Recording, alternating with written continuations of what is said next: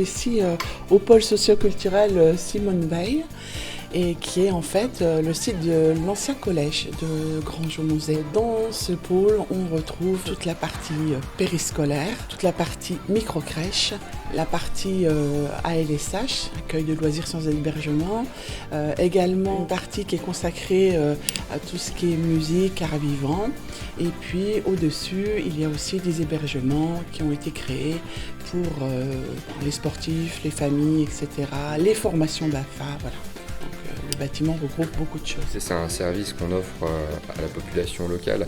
Effectivement, aujourd'hui, les familles ont besoin de pouvoir aller faire manger les enfants le midi.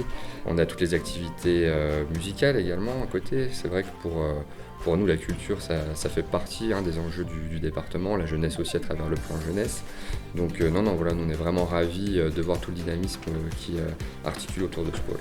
La municipalité s'est emparée du bâtiment et a vraiment réfléchi à un projet pour avoir des services de proximité, alors autant pour les familles que pour les habitants au niveau musical. La cantine, je n'ai pas évoqué la cantine, mais la cantine c'est très important aussi.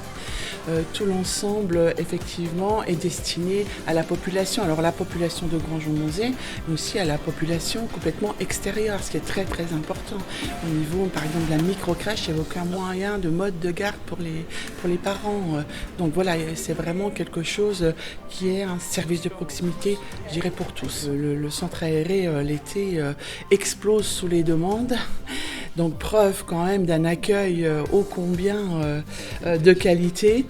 Et voilà, il y a des gens encore aussi là, beaucoup de l'extérieur qui viennent. Alors effectivement, on a la jeunesse, donc les enfants qui participent à toutes ces activités, mais c'est aussi des couples de jeunes qu'on cherche à attirer, et ça permet justement, c'est un service qui donne envie de venir s'implanter sur le territoire de Granges, sur le territoire bien sûr tout autour de Granges.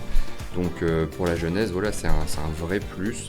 Et il faut s'occuper des locaux, effectivement. On est dans un territoire qui est vraiment dynamique, certes touristique, mais maintenant faisons des projets pour les locaux, pour les jeunes, que les jeunes puissent rester sur le canton de Gérardmer, puissent s'épanouir ici. Et voilà, vous savez qu'ici on a vraiment tout à disposition. Et le clin d'œil en même temps sur Gérardmer, c'est de vraiment dire que Granges-au-Monzet aujourd'hui absorbe beaucoup de population qui vient de Gérardmer, donc le dynamisme il est présent. Quand les gens arrivent, ils trouvent vraiment des services qui leur conviennent sur place également. Effectivement, on a les locaux, mais il faut aussi qu'on réussisse à attirer des gens qui habiteraient sur Paris ou dans des plus grandes villes, qui aujourd'hui recherchent de la verdure et un cadre pour que les enfants puissent s'épanouir. Donc je pense que sur notre territoire, sur notre département en général, on a tous les attraits pour, et donc on félicite vraiment la commune de Granges d'avoir été le relais en local sur ce projet.